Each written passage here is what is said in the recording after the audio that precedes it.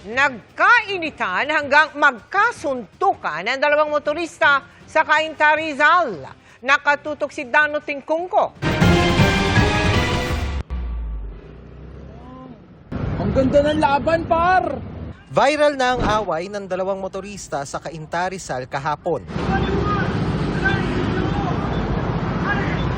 Ang isa halos mahubad ang pantaas, may bitbit na pamalo at iwinawa-siwa sa kaaway na driver. Pero bago pa tuluyang dumampi sa katawan ng pamalo, Bagsak! inunahan na ng nakaputing driver ng sapak ang kaalitang driver sabay agaw sa pamalo. Hindi naman niya ginamit ang pamalo sa kaalitan, pero inundayan niya ito ng dalawang sapak. Pinalo ni tropa eh.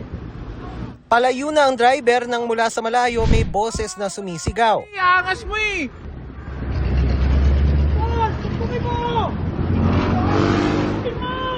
Kaya nagpang-abot muli ang dalawa.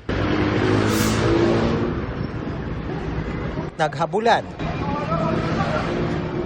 Hanggang magpang-abot muli. Ang naunang sinapak na driver, sinapak ulit hanggang sa mawala ng malay. Nagtitrip yan kanina pa, pinaano niya yung nagbabiyahe niya, yung nakaputi.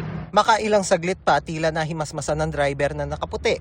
Ibinabangon ang sinapak na driver na walang malay hanggang sa siya na mismo ang nagbuhat dito sa isang tabi. Ayon sa nag-upload ng video, ang nasuntok na driver ang mainit na sa Cainta Junction pa lang.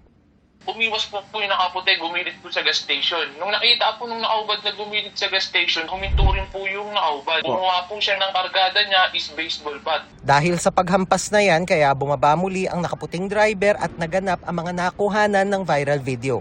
Hindi naman anya iniwan ng nanuntok ang kaalitan hanggang dumating ang mga pulis at ambulansya. Nung pagkatapos ng gulo, sir, nung bumulagta na yung lalaki, biglang may dumating na pulis, sir, parang napadaan lang. Doon na gumit na yung pulis. Nakatawag naman ng rescue.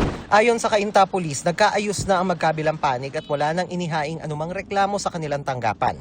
Pero ang Land Transportation Office o LTO, inisyuhan ng show cause order ang dalawang driver. Ayon sa LTO, kailangan humarap ang dalawa sa kanilang tanggapan 1:00 ng hapon sa Huwebes, February 5 at magsumite ng paliwanag kung bakit hindi dapat tuluyang tanggalan ng lisensya.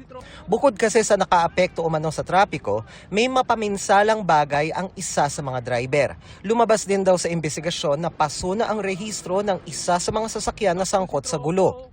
Habang nagpapatuloy ang investigasyon, suspendido muna ng 70 araw o 3 buwan ang lisensya ng dalawang driver ayon sa LTO. Nakasuspendido pareho yung driver's license nila at naka-alarm pareho yung sasakyan.